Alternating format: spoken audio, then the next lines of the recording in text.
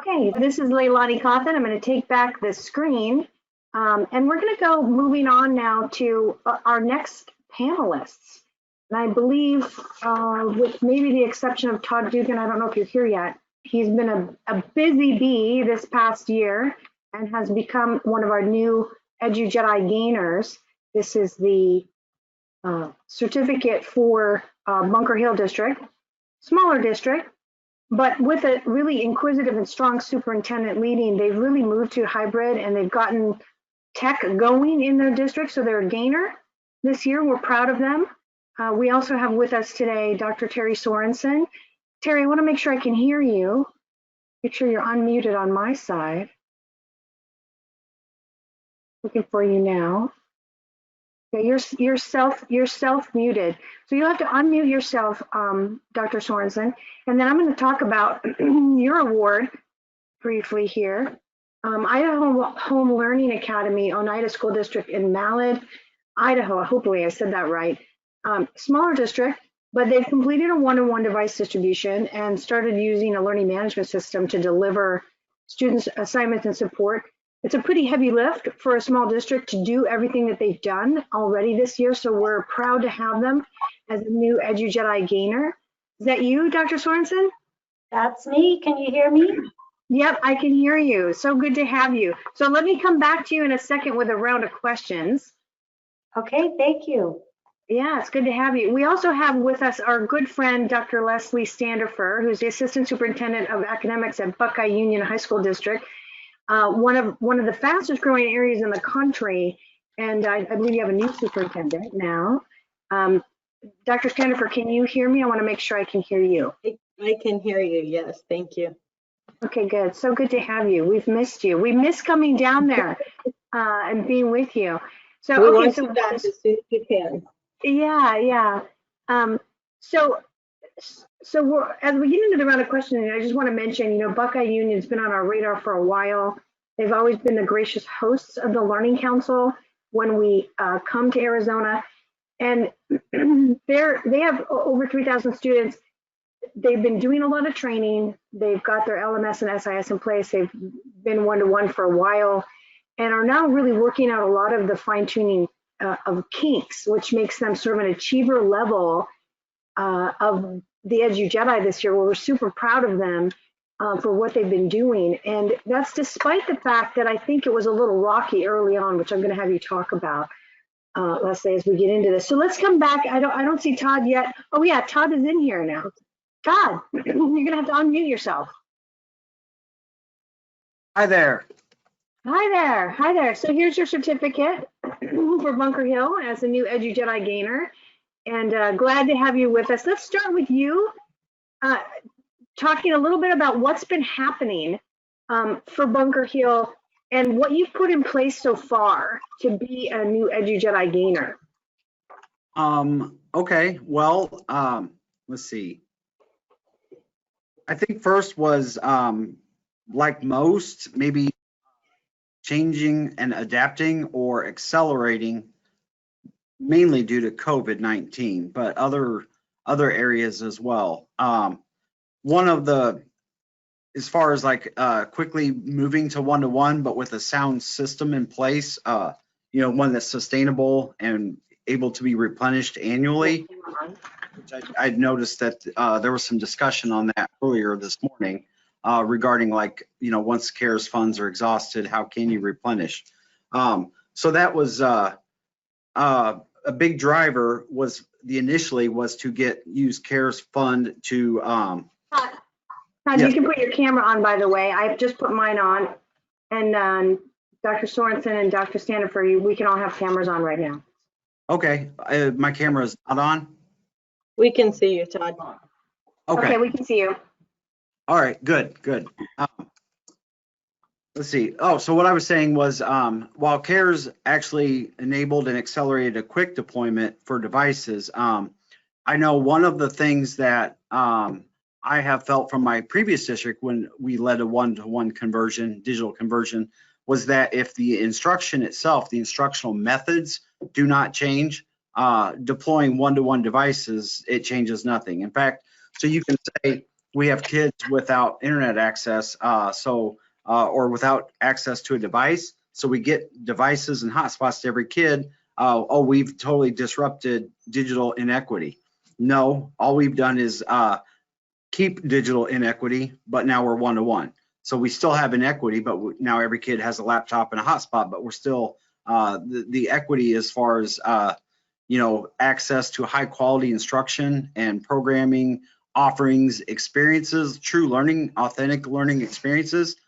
None of those, if none of those have changed, deploying devices and hotspots is just basically kept status quo. So that is, I think that was the biggest takeaway that I think on a starting from a district that had just barely begun kind of dreaming about going one-to-one and actually finally achieving it, from seeing it in firsthand from a previous district to this district, that if the instruction itself, the manner of instruction, the pedagogy does not change, then you've really not accomplished a great deal, in my opinion.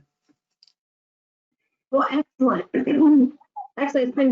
It's been good to watch your journey. All right, so Dr. Sorenson, tell us a little bit about what you've been doing and what's changed for you. Well, in Oneida School District, as you had earlier, we're a small school district. We have about 900 students, K-12 in our brick and mortar, and then we also house a statewide virtual school within our district. And so we have some experience with that virtual school leading into the transition that COVID brought to our brick and mortar schools. We have a great superintendent in our district who's very supportive of technology, of making sure we have what we need. So when COVID hit our district, our brick and mortar already had one-to-one devices, K-12. We already had a learning management system in place, but it forced us to a new level of how those things were used. One of the things that I'll agree with Mr. Dugan was it forced us to look at pedagogy, teaching. Teachers in a traditional brick and mortar being thrown into a totally online environment was hard. There was a lot of having to trial and error. This works, this doesn't work. Some were trying to do Zoom classes for the entire time they would have normally had a class.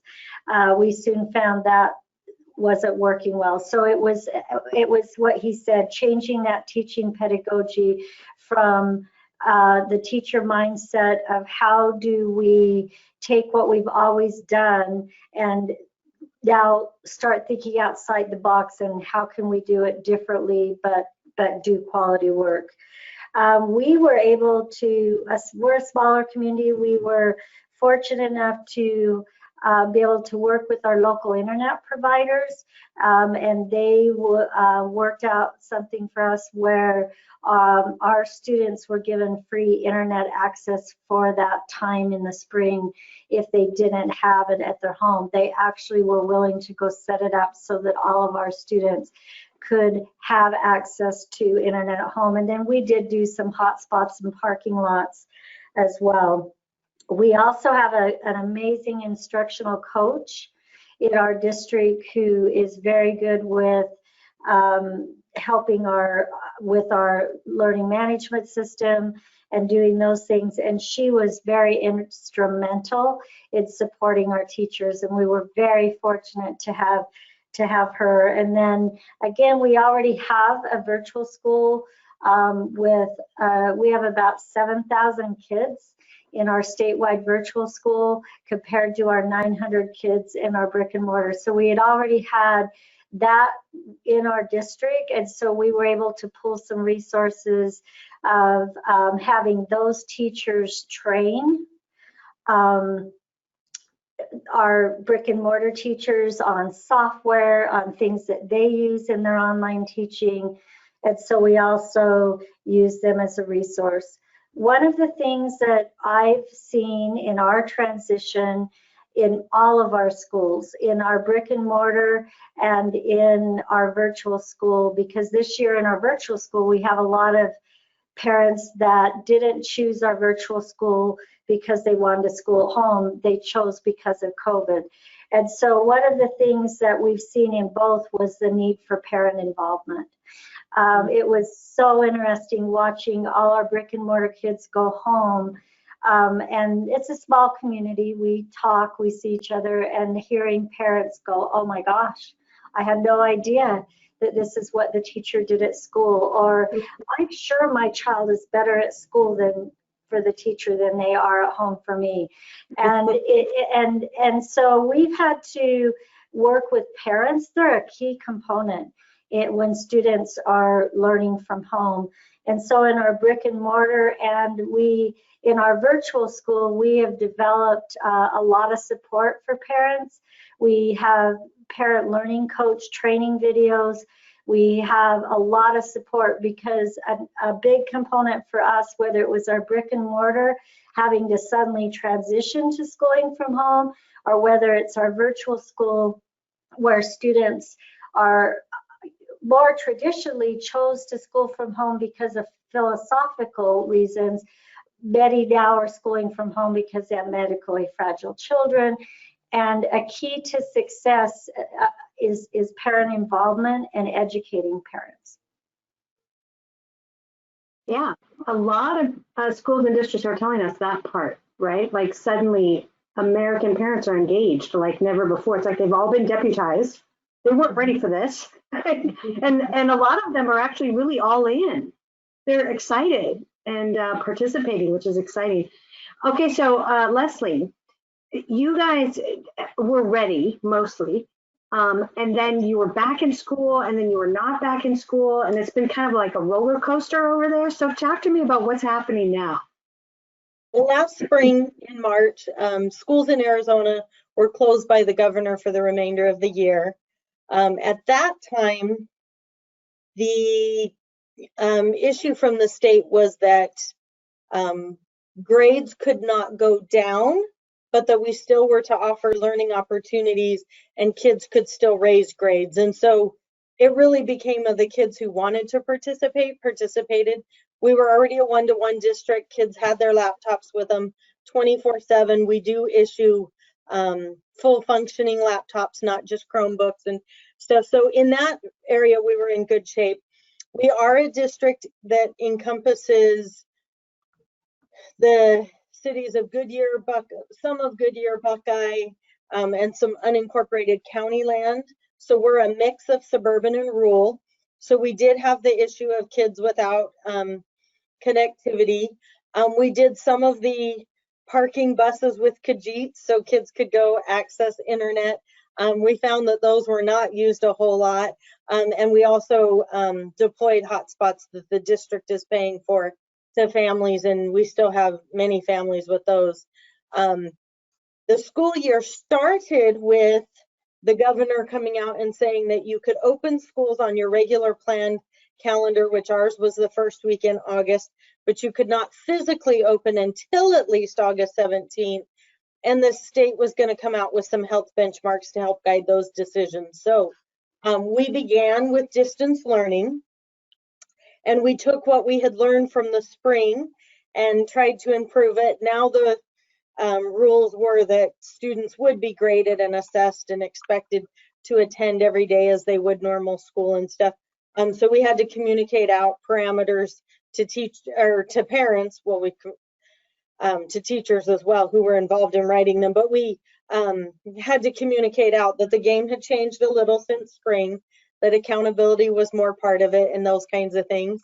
And then when our benchmarks improved and it was recommended that from a health standpoint we could go to hybrid, we brought kids back. And we brought them back 2 days a week per kid so that we kept the numbers low on campus.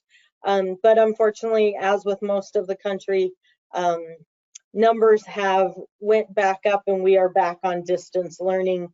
For most of our students, we do still have some self-contained special ed programs and stuff on campus who are coming in person, but a majority of students are in the online. we had, like Dr. Sorenson referenced, we also had a online school that kids already could attend and have had for several years. So we actually kind of gave parents 3 choices. You can put your kids in the online school where it's a self-paced curriculum. They can access it 24/7, you know, work on their own. Our teachers also, because they're doing their courses through the actual visual representation, they're doing through Teams. So your kid can stay distance, but be in a schedule where they're being taught by a teacher from their campus, or when we were in hybrid, they could come to school as well. And so, and we're on a block schedule.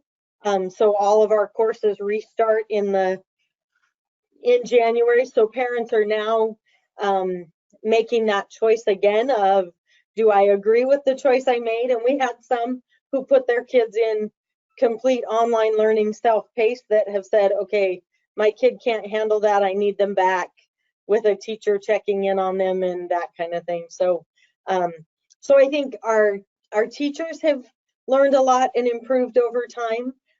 We were a one-to-one district long before this, but I think that COVID has exposed both strengths and weaknesses in districts.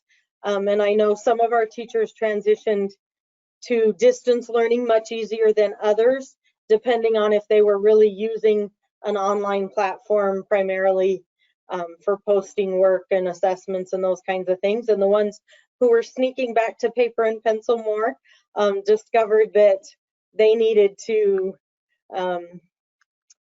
figure out what these devices were that kids had in their hands, and they're all learning different ways and tools that have made it easier to conduct class. And yes, you can't lecture at kids on Zoom or Teams for 90 minutes, so they're having to rethink a little bit, how are the activities? And one of the interesting things here recently, I pointed out to teachers who were saying that 90-minute distance learning classes were long, that in their classroom, they never lectured for 90 minutes at kids.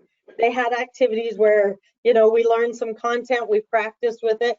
I'm like, why aren't you releasing them and having them practice with it and come back just like you would in the classroom? So, so it's fun to see the evolution and see how creative teachers are getting, but also to see us have to take what we already know about teaching and learning and change it up and use the technology that's available to us more.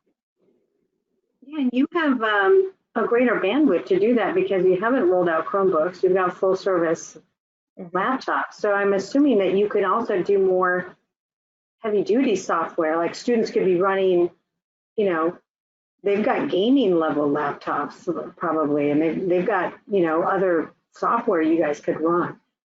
Yeah. I think that's going to be something a lot more districts start talking about as they realize that you could run a lot of the CTE programs that you would normally need a big iron laptop to run, and you have to be in building to do that. That you can't do that on a Chromebook. You can't run computer-aided design on a Chromebook. You can't run some of the robotics software. You can't do a lot of the coding work. You know, it's kind of wild. You know, so good on you. Okay, so let's come back another round and talk about what you're struggling with. You know, what do you still see as the thing that you got to get done, and then what do you see 2021 looking like for you? Mr. Dugan, you go first. I think 2021, I hope it looks much different in some ways, and I hope it, you know, looks more pre-COVID normal in other ways. One thing that I hope that is gone forever is this notion that learning is equivalent to getting work done or turning things in. We've had much higher student engagement in the fall than we did last spring, when, just like Arizona, we were also ordered shut statewide with no educational harm policy as far as grading goes. We've seen much better, higher student engagement this year in the fall. Now we did start remote just for our high school we actually had started K through 8 on a hybrid, and then brought high school on a hybrid, then brought K-5 back full-time, then junior high, finally high school full-time, and now we're back remote until Christmas because of a surge here in Southern Illinois. But that's one thing that I hope goes away, because we saw that right away, that there in fact were kids, many kids that were actually learning quite a bit, but still not completing things. And so people finally got to see this disconnect between, just because you could have a low grade from not completing actual like assignments, but if they weren't necessarily lined up with teaching objectives, then there was this disconnect where a kid could learn but not have good grades and not complete the work. So this notion that learning is more than just the grade on the work, that to me seems 75% a compliance grade and 25% maybe a personal responsibility grade. Whereas a true learning experience is, intrinsically motivated, nurtures creativity, student voice, therefore much more meaningful. Now, how to assess that for everybody, that's going to be, I think, one of the silver linings that comes from this pandemic. And I think that's where, groups like the Learning Council and other thought leaders would hopefully take up that torch and do that, as opposed to waiting for like a state government agency. I mean, no offense, but those are not the ones that you want to you'd be implementing things like that. Another thing I hope to see is our district has taken a stance that no longer are we going to expel students and send them to alternative safe schools. I mean, the research anyway says that they feed into that school to prison pipeline regardless, right? So even if a kid is an extreme danger to other students or even staff, they can go remote even once this is over. Why would we, bus you and pay this huge cost to go to an alternative school to basically, to sit in a room and complete work and become compliant and therefore graduate with an equivalent? So I hope the end of the alternative schools, or at least the end of the alternative schools as we know it. Because I mean, personally, myself, is back when I was a principal, I was a junior high principal. I thought firsthand I would expel a kid. Back then, you had to. You would expel a kid for marijuana, send them to the alternative school, and then they joined a gang and were selling cocaine. So it was like we made them a criminal. So we hope that is a departure from the norm. And then finally, I think just this whole focus on engaging kids where they are. You have a wide variety of homes, wide variety of family backgrounds, wide variety of internet connectivity access or no access permissible. We have this wide variety, and then we have wide varieties of comfort levels with technology and distance learning, both from the kids and from the caregivers. We have, students that are during the day staying with grandparents that are in their, upper 70s. They're not going to be able to troubleshoot a camera issue on Google Meet. So you have all these various things. So I hope that this personalization that we've seen as a necessity during remote learning, I hope this personalization bleeds over into how we assess students too. The very worst thing right now would be every school district, especially in Illinois, where only 9% of the school districts are in person. The rest are either fully remote or this hybrid version, or part-time in person, part-time at home. So if you don't have a standardized environment of every school district in the state, how could we possibly in good faith give a standardized assessment and have that any kind of faith whatsoever in the validity of it? So just 2 cents. Yeah, you made a really good point there. I was waiting for somebody to make that point, because now not only did we not have standardized environments before, but we were doing standardized testing even when we were in building. Now we've just atomized that out into people's homes. And there's not a lot of schools or districts that are talking about model standards for the in-home environment, because in your mind, you're like, I can't be that intrusive. I can't tell parents what they got to. No, your student at home needs to have a desk and a chair. They have to be set up like this, blah, blah, blah, blah, blah. if we're going to do this, we're going to have to put some guardrails around it. Yeah. So interesting comment that you made, because I haven't seen a lot of people sort of dig into that. So that's interesting. Yeah. Okay, so I think it's a little frustrating too when you hear, like, at the statewide level, there's actually considering a push to demand students come in person, because they don't want parents taking standardized assessments for their children. So, but through census, the state has been completely absent in being able to comfortably give us guidelines as far as when to return, when to close. No metrics, no decision. Everything is a local decision. But then to absolutely require students to come in on campus and take a standardized assessment, to me, it sends completely the wrong message about what we value in education, or what we should be valuing. Yeah, that's a little strange.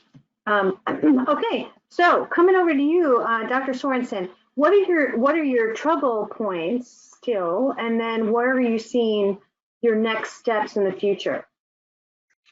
So in Oneida School District in Idaho, we are struggling. We're not perfect.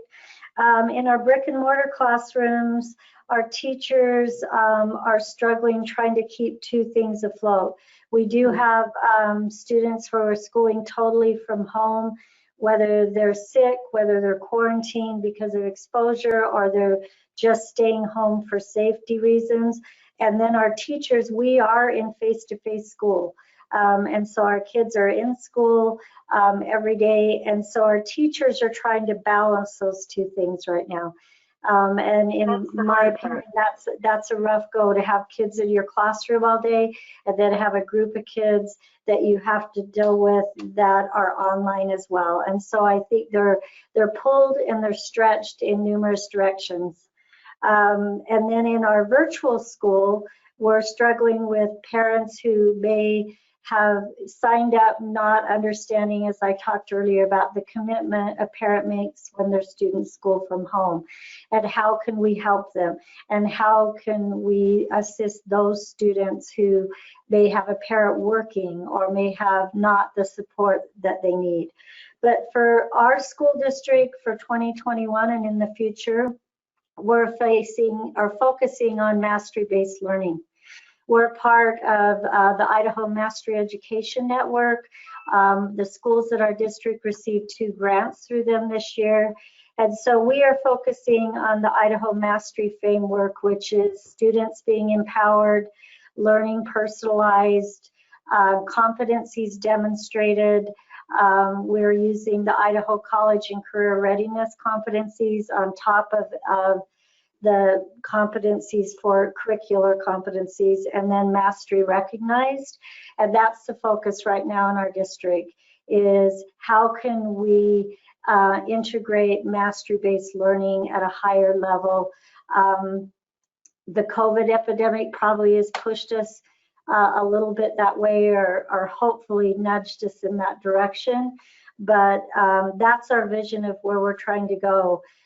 So in the future, we hope to utilize Idaho's rules and policies on mastery-based learning to further that in our district. And it's been that part of it has been a good thing for us to focus on. That's great. Great. Well, I think we only have a couple more minutes, and I'm coming back to you, Leslie. What's your future look like? What does the next year look like for you? One of the things that we had started to look out even before COVID and all this was, how do we give kids more options to personalized learning? And we have, we're working in partnership with a vocational district that we're a part of, Westmec, along with our community college, on how can we give kids more options and make their day more flexible and make it meet their needs. And I think the silver lining that's probably coming out of this distance learning and doing some different things is that we're realizing we can be flexible, and every kid doesn't have to come to school from 7:30 to 2:30 every day, that we can look at other learning options, and we can tailor schedules more to students. And so I actually think that in the end, what we're going through now is going to help people visualize what we were trying to do with being able to mix you know, some career and technical education programs with community college, with us, online if they couldn't meet our in-person schedule, that kind of thing. So I think more flexibility for students. I think the vision's going to become a reality faster because we've seen some flexibility and seen that it could work. That's awesome. And it's probably, and then as you go down that road, I'm going to be watching you, Leslie, because then we'll be giving you a newer higher edu Jedi level. Watch. So we'll watch you. So good. Well, thank you guys for sharing with us today. Thank you for being winners and doing the survey, and our best to your entire teams. We know you didn't do this alone.